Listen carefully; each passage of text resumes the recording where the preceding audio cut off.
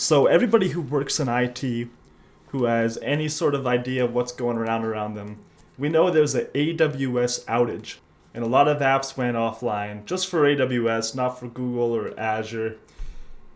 I can't believe we're making this video.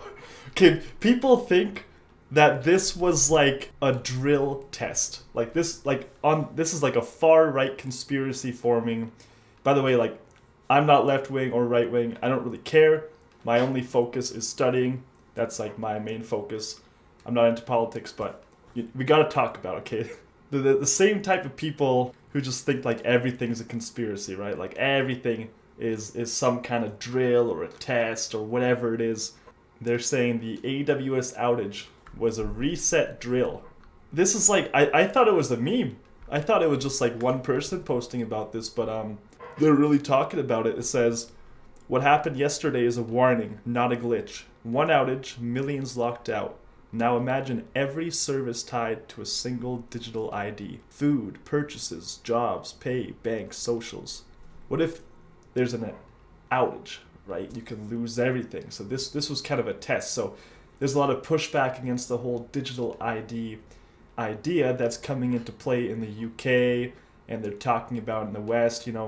They're trying to bring this in for a number of reasons. A passport, physical ID is a lot easier to replicate and doctrinate than a virtual ID is, and this can root out a lot of illegal immigration.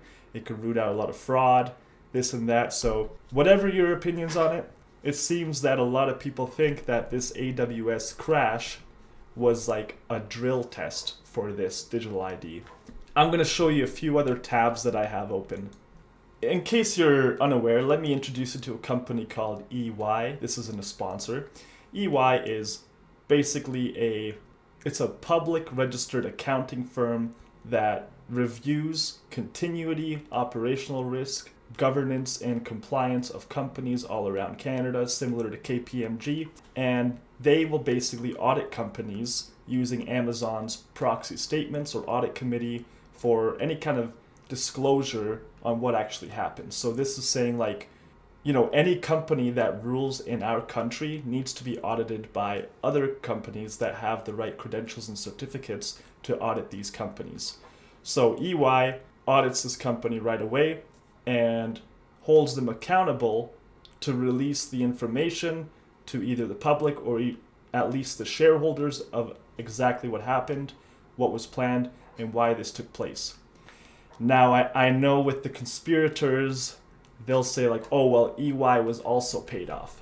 Okay, if EY was also paid off, we also have Cisco ThousandEyes. So this is an independent third-party network observability firm that basically monitors the network information, and it monitors a lot of the digital traffic of the data coming in and out of Amazon's architecture. And this is another one that you can see they actually released this 2 days ago. It was a summary showing the DNS outages and proving that what AWS said in their post-event summary is actually true.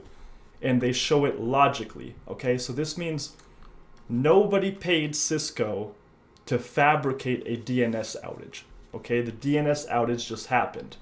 And here's Amazon's proxy statement with EY, pretty much stating that when SOC audits come up and EY audits come up, if they're not 100% honest with what happened, they can get a lot of lawsuits and whistleblowers coming to get. But then, you can't tell the conspirators because they're going to say, okay, well, everybody was paid off. And you can say well, how many people were paid off?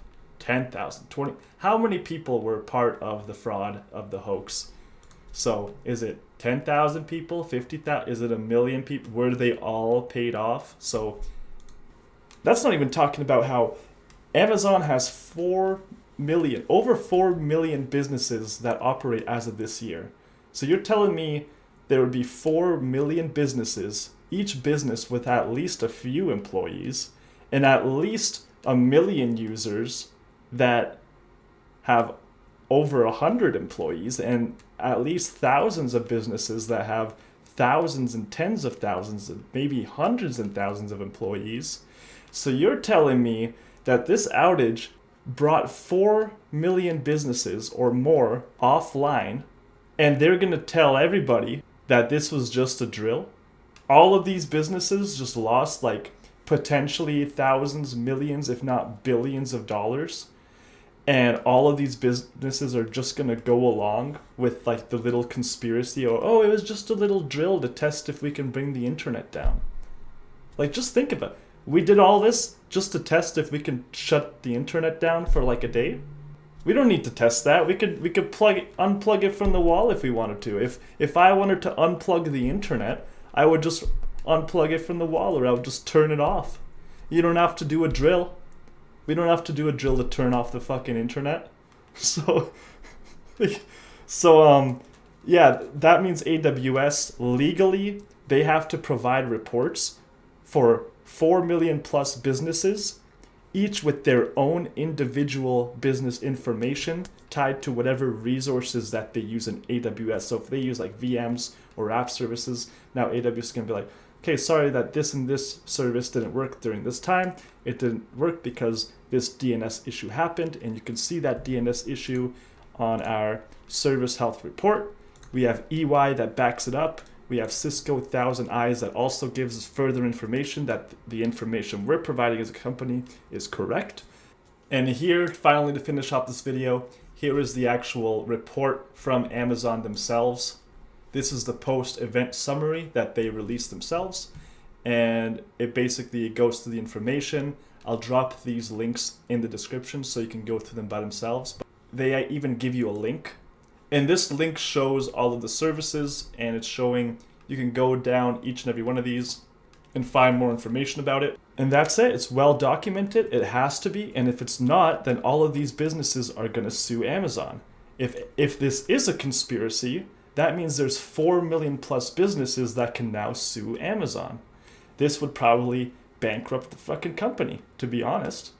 So they're not doing that. And like, just like thinking about it that logically, we can see that this is not a conspiracy. What happened was some kind of operational mistake. We don't know. If you want to make a conspiracy to say it was vibe coded routing configuration, like someone just vibe coded the routing configuration, that would be a believable conspiracy. But to sit here and say, oh, they're trying to take our rights away and the government's bringing in the digital IDs, so of course they're going to turn off our services that use Amazon for a day just to test to make sure that the off button works. It's just like, it doesn't make any sense. You don't have to turn it off for a day and ruin that much shit just to test if the off button works. It fucking works, okay? So if you don't know anything about cloud engineering and you want to know more about this outage, then we can read more about it and we can discuss it further in depth in future videos. However, if you want to know more about cloud engineering and become skillful, get a remote job, and become irreplaceable in the future job market, you can check out my latest video about how AI is not replacing any sysadmins or cloud engineers anytime soon. We can see that the AI just doesn't understand cloud engineering with the whole architecture, big picture of corporate architectures. They don't understand the nuances of it. AI is a really good tool for developing specific components in either apps or when you're deploying some kind of services or when you want a question answered or if you want to generate something. But generative AI in itself is just not anywhere near the level yet to replace a cloud engineer's job. And it might not be for the next 5 to 10 years. You know what? I think it probably will be. Let's say like 100 years from now. Eventually, it's going to replace cloud engineering. It is. But in the next 20 or so years, I don't see it happening. And you know what? If I'm out of a job in 20 years, then I owe every single one of you, I don't know, what do I owe you? I owe you a peanut. Everyone that watches this video, I owe you a peanut. So that's all I wanted to say. If you want to learn more about cloud engineering, join our Discord channel. I could train you, point you in the right direction for free. You can get started, get employed. It's a great world to be in.